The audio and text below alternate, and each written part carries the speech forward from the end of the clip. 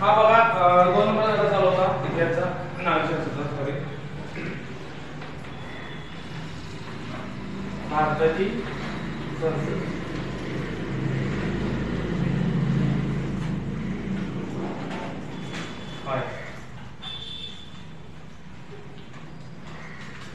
हा बघा थोडीशी संकल्पना समजून घेण्याचा प्रयत्न करा। आपण वारंवार सांगत असतो की जसं शाळा चालवली जाते तसाच देश पण चालवायचा। तुम्हाला मी काल सांगितलं होतं की बघा तुम्ही जी काही स्वप्न बघताय ती खूप लहान स्वप्न आहे, त्याच्यापेक्षा मोठी स्वप्न असतात। म्हणजे आपण जर मोठं स्वप्न बघितलं की ते लगेच ते ऑटोमॅटिक पूर्ण होतं लक्षात ठेवा। सो आपण जी स्वप्न पाहतो लक्षात ठेवायचं ती लहान असतात। आतापासून मी तुम्हाला सांगितले की जर तुमच्यामध्ये सातत्य असेल, प्रामाणिकपणा असेल आणि कष्ट करण्याची तयारी असेल तर तुम्ही सांगितले तुम्हाला की राज्यसभेपर्यंत जाऊ शकताय। इतकं आपलं सामर्थ्य असतं, फक्त सातत्य पाहिजे, प्रामाणिकपणा पाहिजे आणि 100% प्रामाणिकपणा खूप गरजेचं आहे। बघा काय होतं बघा, ज्यावेळी माणूस नोकरी लागतो त्यावेळी तो काय करतो, थोडासा अप्रामाणिक वागायला चालू होतो।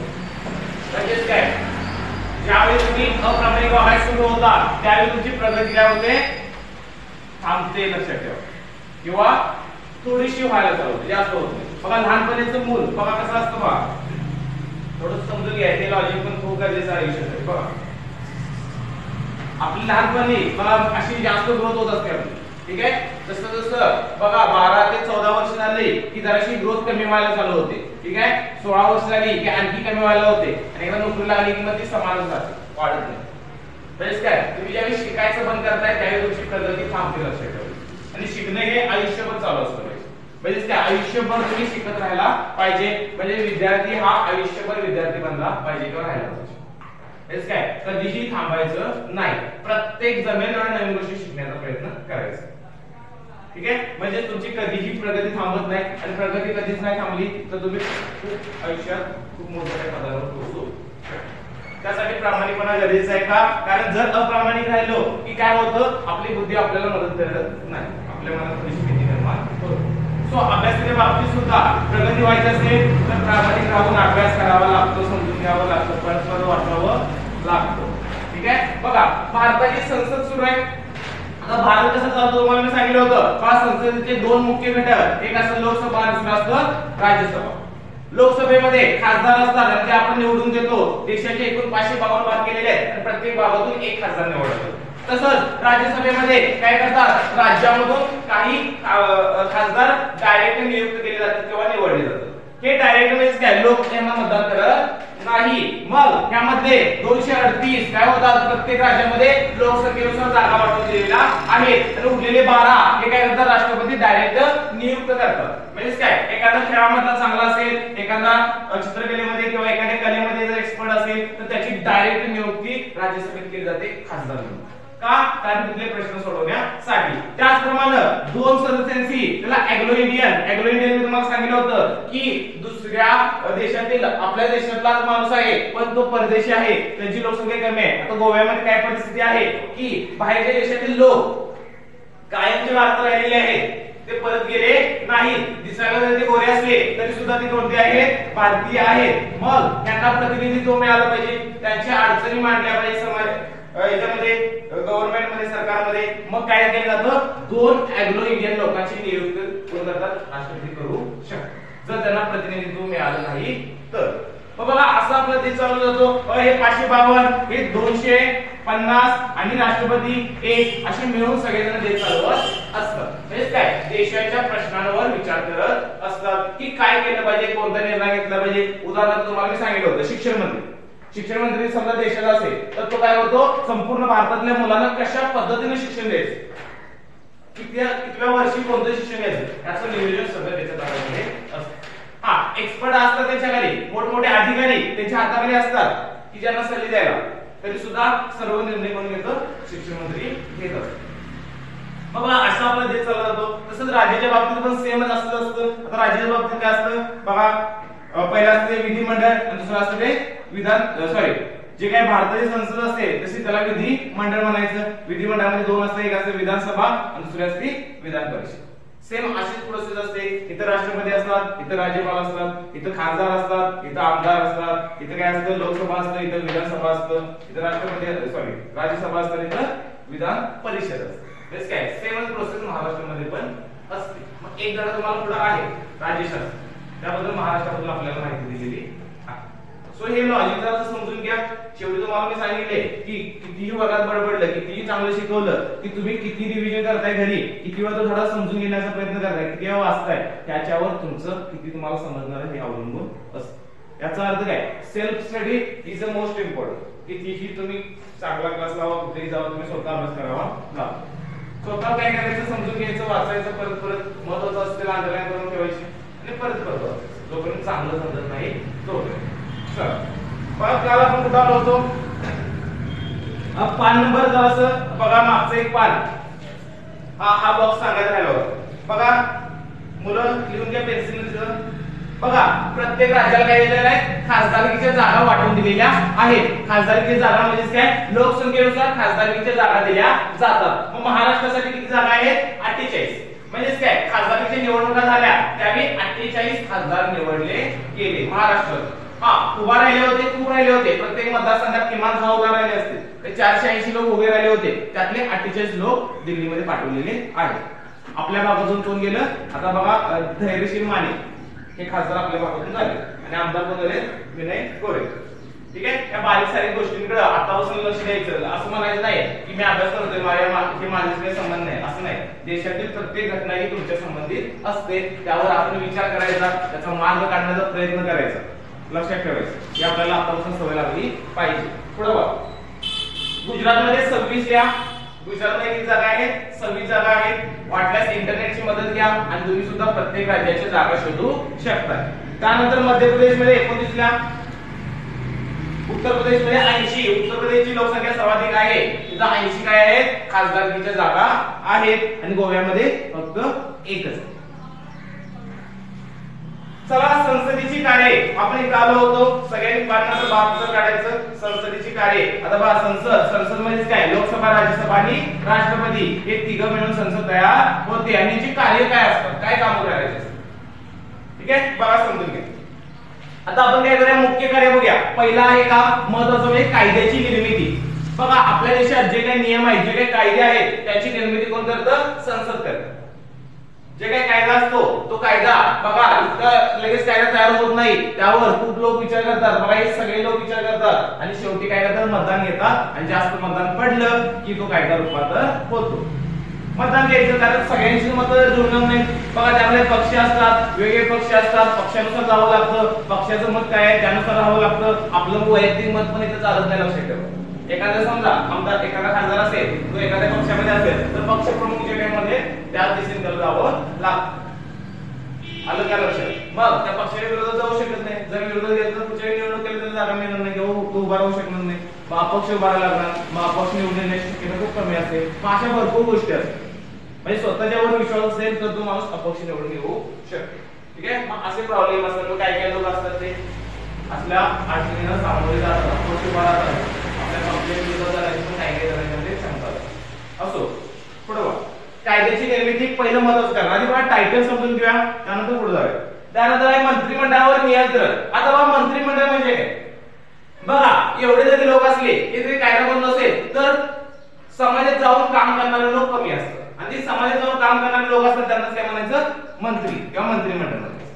मग काय होतं, ज्याचा पक्ष मोठा असतो, उदाहरणार्थ आता भाजप, ज्याच्या शिटा जास्त निवडून येतात तो काय करतो, आपलं सरकार बनवतो, त्याला गव्हर्नमेंट म्हणायचं. मग त्यामधला मुख्य असतो तो पंतप्रधान असतो, उरलेले असतात ते मंत्री असतात. आता मंत्री तुम्हाला मी सांगितले जसे तुझे विषय आहेत तसे प्रत्येक आपल्या देशाचे जे विषय आहेत त्यांचे मंत्री वेगवेगळे असतात. आणि ते सगळे मंत्री आणि पंतप्रधान हे मिळून देश चालवत असतात, देशाचे निर्णय घेत असतात.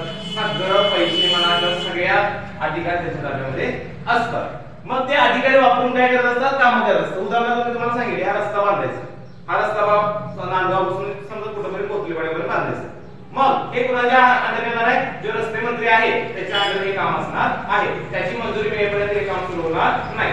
मग बघा राज्य शासनाचे वेगळे असतात, केंद्र शासनाचे वेगळे असतात. त्यांना थोडंसं स्वातंत्र्य असतं, फक्त एकमेकांना थोडेसे बांधलेले असतात. आणि असे निर्णय घेत असतात. मग हा निर्णय घेण्यासाठी किमान 2 ते 3 वर्ष आधी अभ्यास केलेला असतो, त्यानंतर खर्च किती येणार आहे बघितलेला असतो, त्याचे फायदे आहेत का नाही बघितलेले असतात, भविष्यात खरंच त्याचा फायदा काय रस्त्याचा सगळा अभ्यास करतात आणि मग निर्णय घेतात. कारण एवढा पैसा खर्च करायचा आहे वाया जाता कामा नये, हा सगळा जनतेचा पैसा असतो. सो म्हणजे काय जे काय आता बघा जे इंजिनियर असतात ते पण असे बनलेले असतात. मग इंजिनियर पण तुम्हाला मी सांगितलं होतं यूपीएससी मधनं आयईएस नावाची एक पोस्ट असते, ते कोण असतात इंजिनियर असतात. टॉपर्स मुलं असतात जे इंजिनियर झालेले असतात, ते परीक्षा पास होतात आणि ते काय म्हणतात अधिकारी म्हणतात. आयईएस इंडियन इंजिनिअरिंग सर्व्हिस असं म्हणू शकतो. मग ते निर्णय घेत असतात, ते काय करत असतात प्लॅन बनवत असतात. आलं का लक्षात? सो असं हे चालू असतं. सो आपण कुठे आलो होतो? दुसरं कार्य मंत्रिमंडळावर नियंत्रण. म्हणजे काय ही संसद असते ही मंत्रिमंडळावर नियंत्रण ठेवते. बाबा मंत्रिमंडळ कायदे किंवा काही काम करताना योग्य प्रकारे करते का नाही याच्यावर लक्ष ठेवण्याचं काम कोणाचं असतं? संसदेचं. पुढे बघा संविधानात दुरुस्ती महत्त्वाचं काम आहे. म्हणजे आपलं संविधान बघा डॉक्टर बाबासाहेब आंबेडकरांनी त्यांनी मिळून बनवलं. त्या संविधानात जर दुरुस्ती करायची असेल, संविधानात काहीतरी बदल करायचे असेल तर काय करतात? हे भारतीय संसद काय करते? ती दुरुस्ती करू शकते किंवा बदल करू शकते. बघा ही मुख्य 3च कामं तुम्हाला दिलेली आहेत. आता हे 3 कामामध्ये नेमकं काय काय केले ते बघूया. बघा पहिलं काम आधी संसदीय कार्य. बघा भारतीय संसदेच्या लोकसभा आणि राज्यसभा या 2 सभागृहांविषयी जाणून घेतल्यानंतर त्यांच्या कार्याचा आता आपण आढावा घेऊ. पहिलं काम कायदेची निर्मिती. मग तुम्हाला असा प्रश्न येऊ शकतो की संसदेची कार्य कोणती? हे 3 पर्याय असणार किंवा कोणतं कार्य नाही असं पण विचारतील किंवा तुम्हाला 3 ते 4 वाक्य येतील त्यामध्ये कोणतं कार्य आहे अ असं काय पण उत्तर पर्यायामध्ये येऊ शकतं. बघा पहिलं कार्य कायद्याची निर्मिती. लोकांचं हित आणि त्यांचे कल्याण साध्य व्हावे आणि संविधानातील उद्दिष्टांना प्रत्यक्षात आणता यावे म्हणून संसदेला अनेक नव्या कायद्यांची निर्मिती करावी लागते. अंडरलाईन करा, विचार महत्त्वाच्या आहे. परत ऐका, लोकांचे हित आणि त्यांचे कल्याण साध्य व्हावे आणि संविधानातील उद्दिष्टांना प्रत्यक्षात आणता यावे. संविधानात काहीतरी उद्दिष्ट आहे की गरिबी हटवायची, सगळ्यांना शिक्षण द्यायचं, सगळ्यांना आरोग्य सुविधा पुरवायच्या, हे काय असतं उद्दिष्ट असतं. ही उद्दिष्टे साध्य होण्यासाठी काय केलं जातं? कायदे करावे लागतात. पुढे बघा त्याचबरोबर काय कालबाह्य झालेले कायदे रद्द करावे लागतात आणि कायद्यात योग्य ते बदल करावे लागतात. मग काय काय बघा जुना कायदा आहे त्याचा उपयोगच होत नाही आजकाल, तर तो कायदा बंद करायचा किंवा रद्द करायचा आणि नवीन कायद्यांची निर्मिती करायची किंवा जुना कायदा आहे त्यामध्ये थोडेसे बदल करायचे.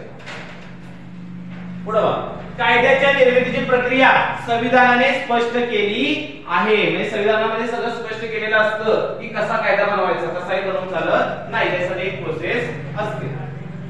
त्यानुसार संसदेने आपली प्राथमिक आणि किंवा मुख्य जबाबदारी पार पाडते. बघा मुख्य जबाबदारी काय? कायद्याची निर्मिती मुख्य जबाबदारी आहे. सांगा भाऊ कायदे कालबाह्य झाले म्हणून रद्द करण्यात आलेल्या कायद्याची काही उदाहरण तुम्ही देऊ शकाल का? संस्थानिकांचे तंती. मग बघा हा कायदा सुरुवातीला होता तो बंद झाला, ठीक आहे. अशी भरपूर कायदे कालबाह्य म्हणजे काय वेळेनुसार बदलायचं. म्हणजे काय समजा 1950 ला एखादा कायदा गरजेचा होता पण तो आता नाही गरजेचा, म्हणजे काय त्या काळामध्ये गरजेचा होता आता गरजेचा नाही आणि अशा वेळी तो काय करायचा? रद्द करायचा. तो म्हणायचं कालबाह्य कायदे.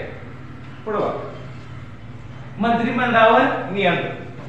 पंतप्रधान व त्यांचे मंत्रिमंडळ संसदेतून निर्माण होते. बघा मंत्रिमंडळ आणि पंतप्रधान हे या संसदेतून तयार होते. म्हणजे असं नाही की लोकसभेमध्ये लोक असले पाहिजे, राज्यसभेमध्ये देखील घेऊ शकतात. ज्यांना जास्त अनुभव आहे असे लोक राज्यसभेमधून पण मंत्रिमंडळ घेतले जातात. पुढे बघा पंतप्रधान व त्याचे मंत्रिमंडळ संसदेतून निर्माण होते. संसदेचे त्यांच्यावर नियंत्रण असते. नियंत्रणाचे विविध मार्ग संसदेला उपलब्ध असतात. म्हणजे काय कसं नियंत्रण ठेवायचं त्यांच्यावर विविध मार्ग उपलब्ध असतात. संसदेला डावलून मंत्रिमंडळ कारभार करणार नाही हे पाहण्याची जबाबदारी संसदेवर असते. अंडरलाईन करा. संसदेला डावलून मंत्रिमंडळ कारभार करणार नाही म्हणजे काय मनमानी कारभार करणार नाही यावर त्यांचं जास्त लक्ष असतं. म्हणजे काय संसद बघा मंत्रिमंडळ संसदेपासून तयार झालेलं असतं. आता मंत्रिमंडळाचा एक प्लस पॉइंट काय असतो की ते एखाद्या कुठल्यातरी पक्षाचं असतं. म्हणजे काही लोकांचं आता बघा पक्ष भारतामध्ये भरपूर आहेत. समजा भाजप असेल, समजा भाजपचे सीटा आले समजा 300, तर बघा टोटल आहेत 552 म्हणजे 200 सीटा किंवा 250 सीटा कोणा झालेल्या दुसऱ्यांच्या झालेल्या. म्हणजे काय 300 लोक म्हणजे काय निम्म्यापेक्षा जास्त मला तेच करायचं म्हणजे काय जास्तीत जास्त लोक त्यांना फॉलो करतात किंवा त्यांच्या कार्य करतात असं म्हणतात. मग बाकीचे एखादा निर्णय घेतात की काय करतात आपल्या पक्षासाठी फायद्याचा असेल तो घेणार. हा खूपच देशाला नुकसान होत असेल तर काय करतं संसद त्याच्यावर काय करतं नियंत्रण ठेवतं. नियंत्रण ठेवावं लागतं काही गोष्टींवर नियंत्रण ठेवावं लागतं. पण मोस्टली तसं काही करत नाही ते खूप लोक चांगले असतात तिथे ज्या पदावर पोहोचलेले असतात त्याचा अर्थ ते खरंच जनतेची सेवा करत असतात. सो ते खूप लोक चांगले असतात तरी सुद्धा थोडंसं पक्षाच्या बाजूनच बोलत असतात. पुढे संविधान दुरुस्ती बघा हे महत्त्वाचा पॉइंट खूप आहे. भारताच्या संविधानात काही बदल करायचे झाल्यास संसद त्या संदर्भात निर्णय घेते. म्हणजेच काय आपल्या संविधानात बदल करायचा आहे. बघा आपला देश कसा चालवायचा हे सगळं काही संविधानात नमूद केलेलं आहे. बघा संविधान डॉक्टर बाबासाहेब आंबेडकर यांनी आणि त्यांच्या काही लोकांनी मिळून संविधान तयार केलेलं आहे. आता संविधान तयार करताना बघा भारतामध्ये वेगवेगळ्या प्रकारचे लोक आहेत. सगळ्यांना त्यामध्ये सामावून घ्यायचं सगळ्यांचा विचार करायचा आणि संविधान बनवायचं एवढं सोपं काम नव्हतं. मग काय केलं डॉक्टर बाबासाहेब आंबेडकरांनी जगातील सगळ्या संविधानाचा अभ्यास केला आणि त्यातून भारताच्या संविधानाची निर्मिती केली. बघा एक पुस्तक बनवलं म्हणजे काय त्या पुस्तकाप्रमाणे देश चालवायचा. त्यात जे काय असेल तीच प्रदेश त्यात जे मांडलं असेल तसंच कायदे असतात तसेच शिक्षा असतात तसंच राष्ट्रपती निवडायचं तसंच खासदार निवडायचं. म्हणजे जर ते संविधान नसतं तर आपला देश चालवायला अवघड झाला असतं कारण सगळे माणसाला जगले असते कशी पण वागले असते. ठीक आहे बघा ते पुस्तक आहे म्हणून आपला देश व्यवस्थित आहे काही गरज होती त्या पुस्तकाची. मग इंग्रज ज्यावेळी गेले त्यावेळी भारताच्या भारतीयांनी ताब्यात दिला त्यावेळी हे संविधान गरजेचं होतं. मग भारतीयांनी संविधान बनवलं आणि नंतर 26 जानेवारी 1950 पासून ते संविधान आपल्या देशामध्ये लागू झालं. 15 ऑगस्ट 1947 ला भारत स्वतंत्र झाला होता तरी सुद्धा भारताचं संविधान नव्हतं आणि ते 26 नोव्हेंबरला तयार झालं आणि 26 जानेवारीला लागू झालं आपल्या देशामध्ये. ठीक आहे ज्याला प्रजासत्ताक म्हणतात ज्याला स्वातंत्र्य दिन म्हणतात. पुढे संविधानात दुरुस्ती करायचे प्रस्ताव महत्त्वाचा असतो. त्याच्या आवश्यकतेवर संसद चर्चा करून तो प्रस्ताव स्वीकारायचा की नाही ते ठरवते. भारताच्या संविधानाच्या दुरुस्तीच्या पुढील पद्धती आहेत. या तिन्ही पद्धती महत्त्वाच्या आहेत अंडरलाईन करायला टिक करा. तुम्हाला प्रश्न असा येऊ शकतो की भारताच्या संविधानाच्या पद्धती क्रमाने मांडा असा प्रश्न येऊ शकतो. क्रमाने मांडा मग त्यातली पहिली कुठली आहे दुसरी कुठली आहे तिसरी कुठली. बघा पहिली काय बघा भारताच्या संविधानातील काही तरतुदी संसदेच्या साध्या बहुमताने बदलल्या जातात. बघा संविधान दुरुस्ती 3 प्रकारे केली जाते. पहिली काय दिलं बघा प्रकार की साध्या बहुमताने. उदाहरणार्थ बघा मला सांगा आपल्या देशाचं नाव काय भारत दुसरं नाव काय इंडिया. इंडिया पण म्हणतात आणि भारत पण म्हणतात म्हणजे आपलं खरं नाव भारत आहे पण बाहेरच्या देश जगाला आपल्याला काय नाव दिलं इंडिया नाव दिलं. सो मग दुरुस्ती करायची आहे मग भारत म्हणायचं काय इंडिया म्हणायचं. ही साधी दुरुस्ती आहे ना एवढी महत्वाची नाही. शब्द बदलायचे एवढी महत्वाची नाही म्हणजे साध्या बहुमत. साधं बहुमत म्हणजे काय निम्म मतदान जरी पडलं समजा 100 लोक आहेत 51 जरी मत पडलं तर झालं बदली झाली त्याला म्हणायचं साधं बहुमत. जास्त महत्वाचं नसेल एखाद्या संविधान दुरुस्ती साधं बहुमत. दुसरं भाग काय सांगायचं काही तरतुदींना मात्र संसदेच्या विशेष बहुमताची म्हणजे 2/3 ची गरज असते. मग काही जर संविधानात बदल महत्वाचे करायचे असतील तर 2/3 म्हणजे समजून घ्या.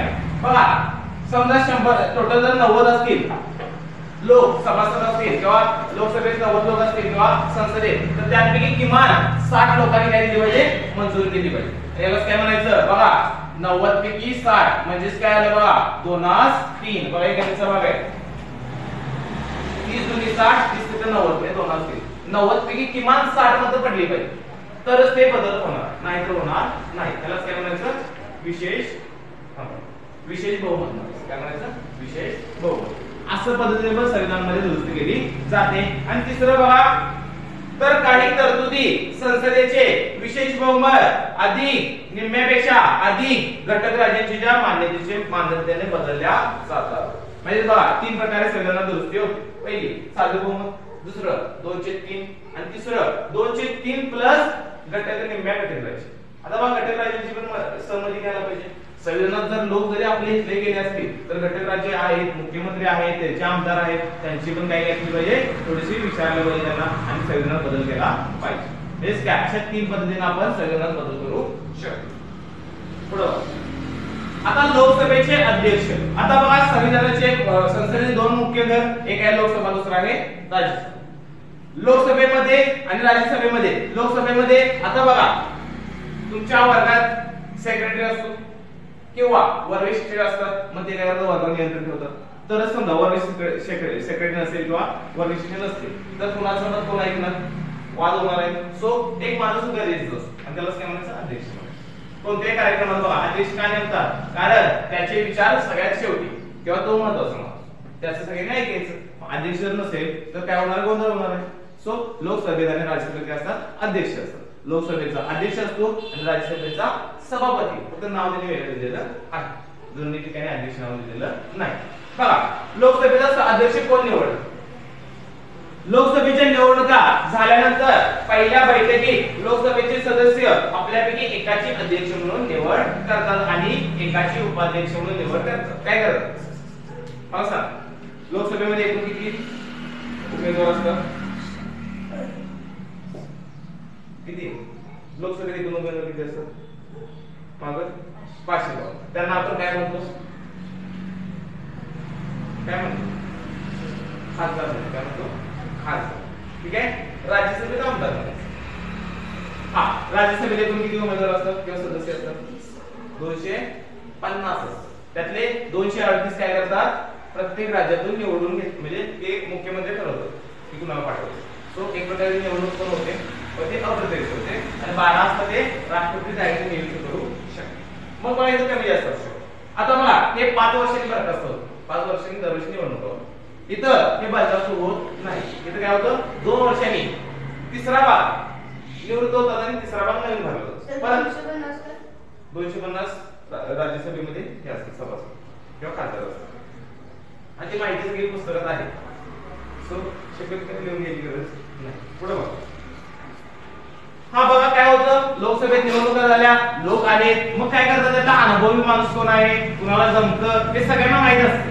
मग त्याची एकाची अध्यक्ष म्हणून निवड करतात आणि दुसऱ्याची कशी करतात, उपाध्यक्ष म्हणून निवड केली जाते.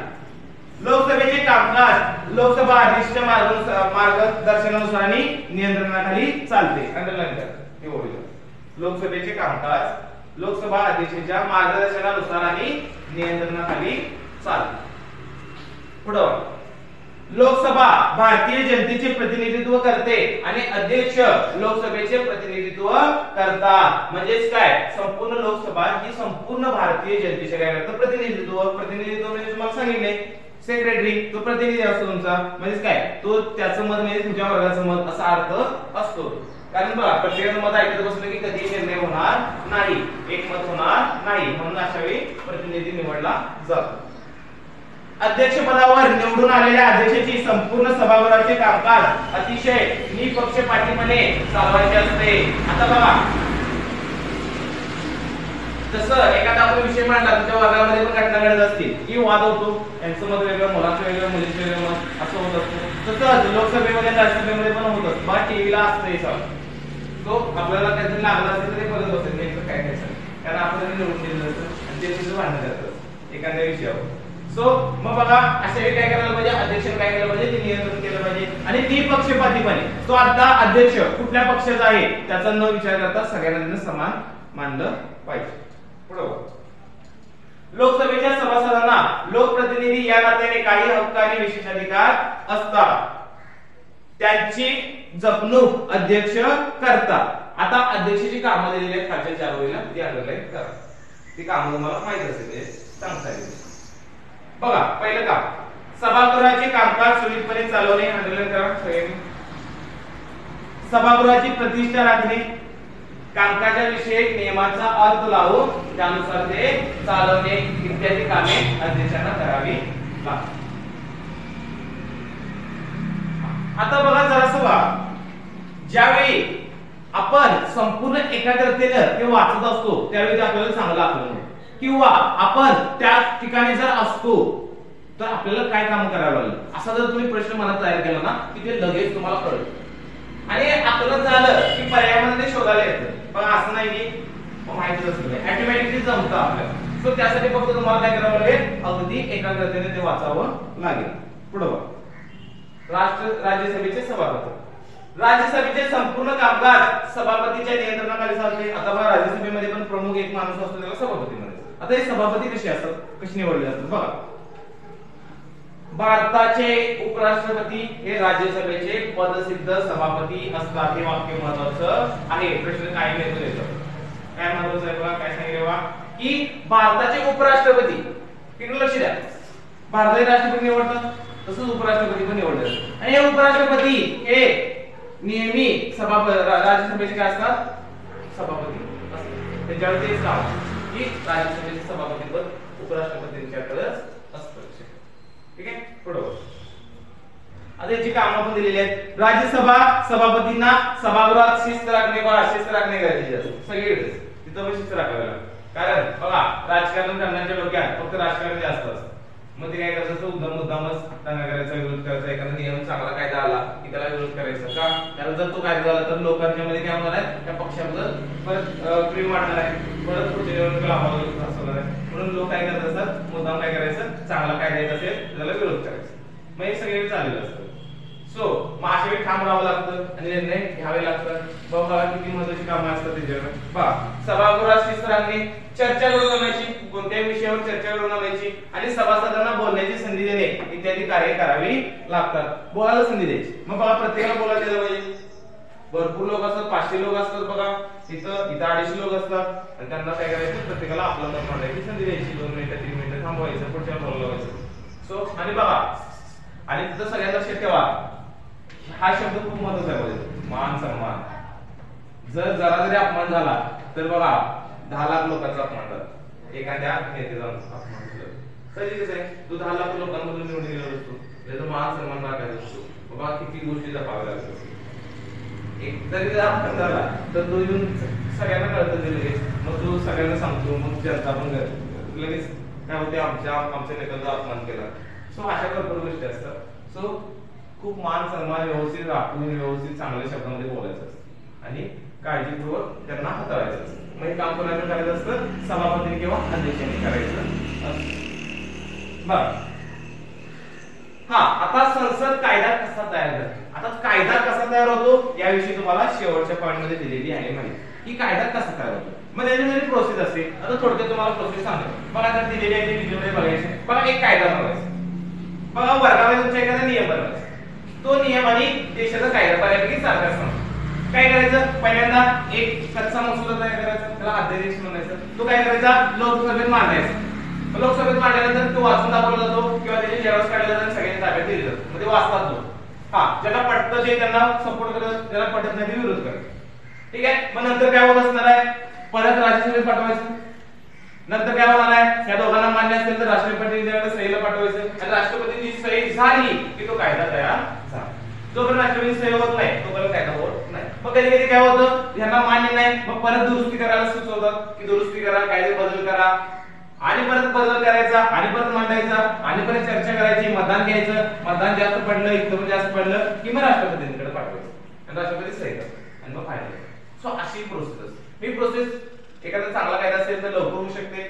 एखादा जर अपवादात्मक किंवा एखादा समाजामध्ये काहीतरी त्रास होईल असा जर कायदा असेल तर त्याला वेळ लागतो. अशी ही प्रोसेस असते. उदाहरण बघा, भरपूर कायदे आहेत. उदाहरणार्थ आता एक नोटाबंदी करायची.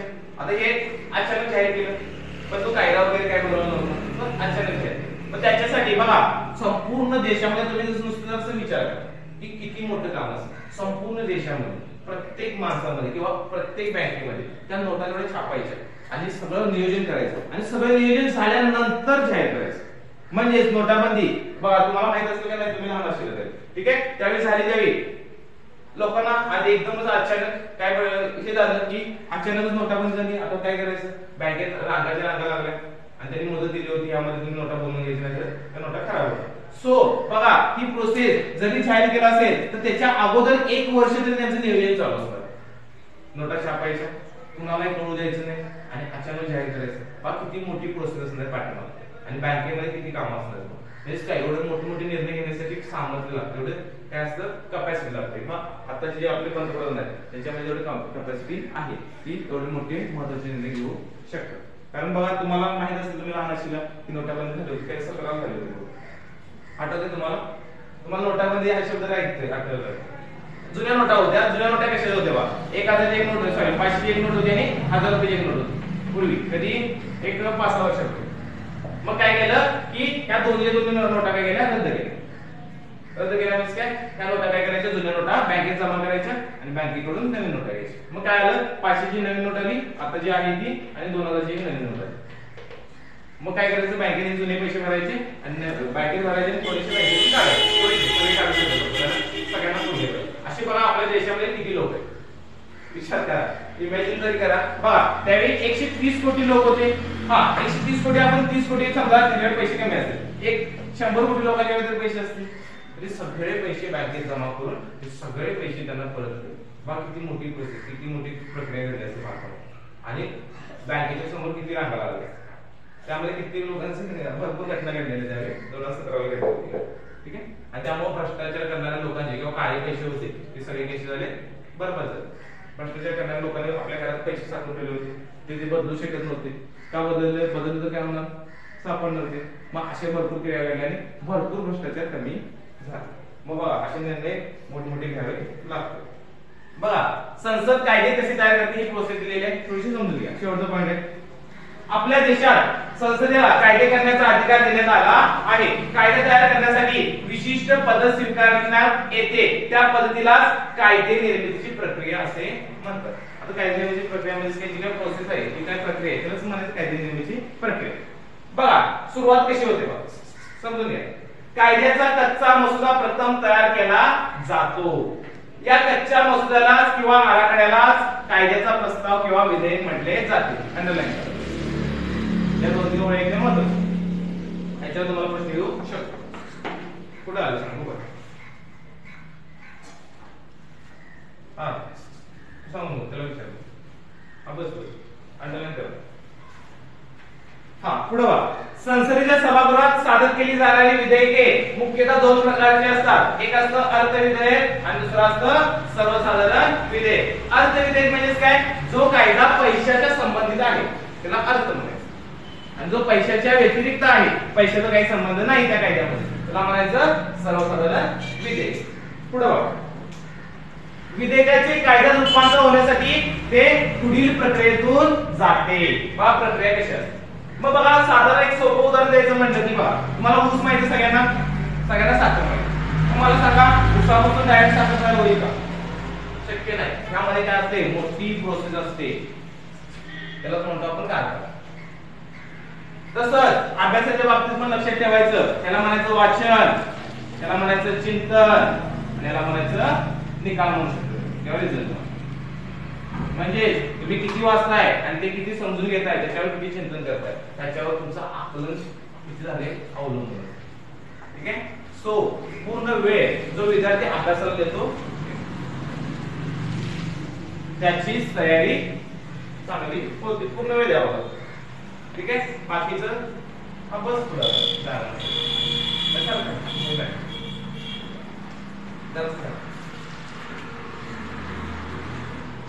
हा अभ्यास पण अशीच प्रक्रिया आहे. तुम्हाला जर तुमची जी काही स्वप्न मी तुम्हाला सांगितले काय बनायचं आहे, जी काय असतील तर ती पूर्ण होण्यासाठी तुम्हाला पूर्ण वेळ द्यावा लागतो. हा आता पूर्वीच्या काळात काही वर्षांपूर्वी शक्य नव्हतं, किंवा काही तुमचे पालक म्हणा किंवा आमच्या वेळी पण म्हणा किंवा आमचे पालक त्यावेळेला पूर्ण वेळ अभ्यासात देऊ शकत नव्हते, कारण त्यांच्या प्रमुख गरजा अन्न वस्त्र निवारा ह्याच भागत नव्हत्या. त्या भागण्यासाठी काम करावं लागत होतं, आणि ते काम केल्यामुळे पूर्ण वेळ देऊ शकत नव्हते. सो तुम्हाला तुमचं जे काही टार्गेट असेल पूर्ण करण्यासाठी तुम्हाला पूर्ण वेळ अभ्यासात द्यावा लागेल. लक्षात आलं का? ठीक आहे. पुढे पहिले वाचन. पहिल्या वाचनामध्ये काय दिले बा, संबंधित खात्याचा मंत्री किंवा संसद सदस्य विधेयक सादर करतो व विधेयक मांडताना त्याचे स्वरूप थोडक्यात स्पष्ट करतो. या विधेयकाचे पहिले वाचन असे म्हणतात. पहिले वाचन म्हणजे काय, पहिल्यांदा एक कच्चा मसुदा तयार करायचा, तो मांडायचा आणि त्याचं थोडक्यात काय करायचं, स्पष्टीकरण द्यायचं. म्हणजे काय, माईक समोर सगळ्यांसमोर सांगायचं की असं असं आम्ही एक विधेयक मांडलेलं आहे थोडक्यात, आणि याला पहिले वाचन म्हणायचं. म्हणजे काय, एकदा कारावर पडलं उदाहरणार्थ मी तुम्हाला शिकवायला लावलं, त्याला पहिले वाचन म्हणायचं. तुम्ही ऐकायला आले, थोडंसं समजून घ्यायला आलं, त्यामुळे पहिले वाचन. पण पहिले वाचन झालं म्हणून काही रिझल्ट नसतो. कधी होणार आहे, शेवटी राष्ट्रपती झाली की फायनल. सो याला पहिले वाचन म्हणतात. पुढे वा. दुसरे वाचन कसं असतं, दुसरे वाचन. दुसऱ्या वाचनाचे दोन टप्पे असतात. त्यामध्ये दोन टप्पे असतात. पहिल्या टप्प्यात विधेयकातील उद्दिष्टांवर चर्चा होते. म्हणजे काय, जी काय उद्दिष्टे आहेत, काय अचीव करायचं आहे, हा कायदा बनवून त्याच्यावर चर्चा करायची. सभागृहातील सदस्य विधेयकाबद्दल आपले मत व्यक्त करतात, विधेयकाचे समर्थन विधेयकाच्या बाजूने मत मांडतात, तर विरोधक विधेयकातील उणिवा व दोष स्पष्ट करतात की ह्या विधेयकामध्ये काय काय फायदा आहे ते काय करतात, समर्थन करतात, आणि जे विरोधक असतात ते काय करतात, उणिवा वगैरे शोधून काढतात. सभागृहात विधेयकावर चर्चा झाल्यावर गरज भासल्यास ते विधेयक सभागृहाच्या एका समितीकडे पाठवले जाते. हा चर्चा झाली, समिती बनवलेली असतात, त्या समितीकडे पाठवलं जातो आणि समितीला काय काम दिलं जातं की यामध्ये काय गरज आहे ती दुरुस्ती करा, काय उणीव असेल तर ते कमी करा, काय तरी तुम्ही चांगलं काय ऍड करू शकत असेल तर ऍड करा. मग अशी त्यांना समितीना काम असतं. विधेयक निर्दोष व्हावे म्हणून सूचना व दुरुस्त्या करणारा अहवाल समिती सभागृहाकडे पाठवते. मग ती समिती काय करते की एक अहवाल बनवते, त्या विधेयकाची सगळी माहिती काढते, संपूर्ण देशाचं सर्वेक्षण करते, देशात किती लोक आहेत, कुणा कुणाला या कायद्याचा फायदा होणार आहे, कुणा कुणाला याचं नुकसान आहे, काय काय आहे, हे सगळा अहवाल बनवते. बा अहवाल लेखन असतं तुम्हाला वर्गामध्ये. त्या ज्यावेळेस तुम्ही शाळेमध्ये या गोष्टी शिकत असतात ना, त्या सगळ्यांचा वापर तुम्हाला भविष्यात करायचा. A to Z म्हणजेच काय, तुम्ही शाळेमध्ये एखादं पत्र जर लिहायचं असेल, शाळेमध्ये इंग्लिश मध्ये लिहायचं असेल किंवा मराठीमध्ये पत्र लेखन जरी करत असाल तर त्याचा वापर तुम्हाला भविष्यात करावा लागतो, म्हणजे लागतो. तुमच्या कामामध्ये तुम्हाला असली कामं, सगळ्या टाईपची कामं असतात, म्हणजे सगळ्या टाईप मध्ये हे जे काही तुम्ही अभ्यासामध्ये शिकत आहात ते सगळ्या गोष्टींचा वापर करायचा, आपल्या स्किलचा वापर, म्हणजे तुम्ही जे काही शिकत आहात त्याचा तुम्हाला भविष्यात प्रत्येक ठिकाणी वापर होणार आहे. पुढे त्यानंतर दुसऱ्या वाचनाच्या दुसऱ्या टप्प्यात सुरुवात होते. या टप्प्यात विधेयकावर कलमवार चर्चा होते, म्हणजे काय त्याचे पॉइंट बनवले जातात आणि त्या प्रत्येक पॉइंटवर चर्चा वेगवेगळी केली जाते. सदस्य दुरुस्त्या सुचवू शकतात, त्यानंतर सभागृहात मतदान घेतले जाते. म्हणजे बघा, पहिलं वाचन होतं, थोडंसं थोडक्यात सांगायचं ज्यांना मांडले त्यानं. दुसऱ्यांदा काय करायचं, त्यावर थोडेशा उणिवा, समर्थन, दोष दाखवून द्यायचे, समितीकडे पाठवायचं, समिती त्याच्यावर अभ्यास करणार, त्याचा अहवाल बनवणार, सभागृहात मांडणार, आणि मग काय होणार, त्यानंतर काय होणार आहे, त्याच्यावर परत चर्चा होणार आणि मग मतदान होणार. बघा किती मोठी प्रोसेस एखादा कायदा बनवायचा असेल तर. आता तिसरे वाचन आणि शेवटचे वाचन. तिसऱ्या वाचनाच्या वेळी विधेयकावर पुन्हा थोडक्यात चर्चा होते, विधेयक मंजूर करण्याच्या ठरावावर मतदान होते. मग बघा, हे 552 लोक आणि 250 लोक काय करतात, त्याच्यासमोर काय असतं, मतदान करण्यासाठी बटन असतं. लाल दाबलं की विरोध, हिरवं दाबलं की सपोर्ट, आणि ऑरेंज दाबलं की मध्यस्थी. लाल सपोर्ट पण आहे, विरोध बटन असतात. त्यानंतर काय करायचं, मतदान दाबायचं आणि काय करायचं, सपोर्ट करायचं किंवा विरोध करायचं किंवा तटस्थ राहायचं. तटस्थ म्हणजे काय, आम्ही विधेयकाच्या बाजूने पण नाही आणि विरोधात पण नाही, तुम्हाला जे हवं आहे ते करा. ठीक आहे. मग असे काय पण असं मतदान करणार. पुढे विधेयकास आवश्यक बहुमताची मंजुरी मिळाली तर सभागृहाने विधेयक संमत केले असे मानले जाते. मग बघा, साधं बहुमत 50% किंवा 50% जास्त असलेलं साधं म्हणायचं. 2/3 म्हणजे काय, साधारण 66% मतदान, 100 पैकी 66 किंवा 33%, सॉरी 2/3 म्हणायचं. आणि तिसरं असतं ते 66% मतदान पडलं पाहिजे आणि निम्म्या राज्यांची संमती नसते. ठीक आहे. असे 3 प्रकारे काय होतं, विधेयक मंजूर होतं. संसदेच्या दुसऱ्या सभागृहात विधेयकावरील सर्व प्रकार म्हणून जाते व दोन्ही सभागृहात विधेयकास मंजुरी दिल्यानंतर ते राष्ट्रपतींच्या संमतीकडे पाठवले. म्हणजे इथं पण मंजुरी मिळाली, इथं पण मिळाली, किंवा शेवटी इथं पण जसे प्रोसेस होते ना, पहिलं वाचन, दुसरं वाचन, तिसरं वाचन, तसं इथं पण पहिलं वाचन, दुसरं वाचन, तिसरे वाचन होते. सगळे प्रोसेस सेम होते. दोन्ही मंजुरी मिळाली की मध्ये राष्ट्रपतींकडे पाठवलं जातं. केंद्रात लोकसभा व राज्यसभा यांच्या विधेयकाबद्दल मतभेद झाल्यास दोन्ही सदनांच्या संयुक्त अधिवेशनाने विधेयकाचे भवितव्य ठरते. म्हणजे बघा, कधी कधी काय होतं, इथं मंजूर होतं, इथं मंजूर होत नाही, कधी कधी इथं मंजूर होतं, इथं मंजूर होत नाही. मग काय करायचं, दोघांची संयुक्त बैठक घ्यायची. म्हणजे किती लोक झाले बघा, हे साधारण 550, हे 250, मला वाटतं किती झाले, 800 झाले. काय 800 लोकांनी एकत्र यायचं. 800 ना, 550 आणि 250, 800 लोक काय असतील, 800 लोक आणि राष्ट्रपती यांनी एकत्र बसायचं, सगळ्यांनी मिळून चर्चा करायची, परत मतदान घ्यायचं आणि मग ते मंजूर, विधेयक मंजूर होतं. मग अशी ही मोठी प्रोसेस असते. पुढे बघा, शेवटचं वाक्य राष्ट्रपतींच्या संमतीदर्शक स्वाक्षरीनंतर विधेयकाचे रूपांतर कायद्यात होते व कायदा तयार होतो. अंडरलाईन करा. काय सांगितलं? राष्ट्रपतींच्या संमतीदर्शक स्वाक्षरी म्हणजे काय? शेवटी राष्ट्रपतींची स्वाक्षरी महत्वाची आहे. राष्ट्रपतींनी जर स्वाक्षरी केली की काय होतं? त्याचं कायद्यात रूपांतर होतं. आता बघा हे जाणून घ्या. म्हणजे दरवर्षी जादाची माहिती दिलेली आहे. दरवर्षी फेब्रुवारी महिन्यात अर्थमंत्री देशाचे अंदाजपत्रक लोकसभेत सादर करतात. मग बघा अंदाजपत्रक म्हणजे काय असतं? फेब्रुवारी महिन्यात की वर्षभर कुठून पैसा येणार आहे आणि तो कसा खर्च केला जाणार आहे यालाच म्हणायचं अंदाजपत्रक. दरवर्षी सादर केलं. ह्या सर्व गोष्टी बघा त्याचा वापर करून UPSC ला किंवा MPSC ला प्रश्न असतात. आता समजा भारताची संसद याच्यावर प्रश्न आला की भारताची संसद तिचे काम योग्य आहे का नाही योग्य असा काही प्रश्न येतात UPSC. तो किती मार्काला येतो? किमान 30 किंवा 25 मार्काचा प्रश्न. तुम्हाला एक 4-4, 5-5 मार्क त्यावेळी द्यायला त्यातून आमचे तो सांगायचा उद्देश काय की ह्या बारीक सारीक गोष्टी तुम्ही आता जे शिकताय त्या सगळ्यांचा वापर करून काय करायचे असते? परीक्षा स्पर्धा परीक्षेमध्ये द्यायची असते. पुढे बघा. राज्याच्या विधिमंडळातील कायदे करताना संसदेत सारखीच पद्धत स्वीकारली जाते.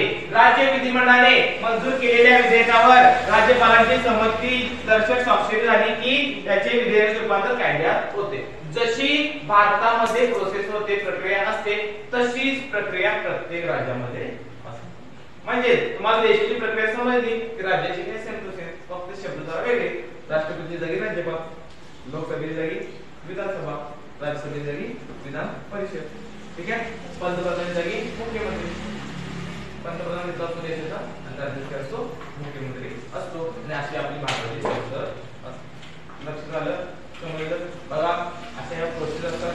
समजून घ्यायच्या, आकलन करायच्या, रिव्हिजन करायची, उजळणी करायची आणि सांगितले आपल्या ऑनलाईन सेंटर ह्याच्यावर पुढल्या आठवड्यात होईल.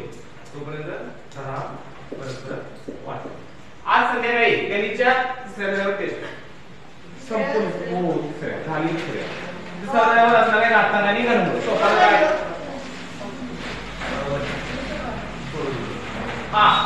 संध्याकाळी ठीक 9 वाजता असणार आहे. तुम्हाला मी सांगितले जर प्रगती आयुष्यात खूप करायची असेल तर प्रामाणिक सेवा पर्याय अभ्यास करा.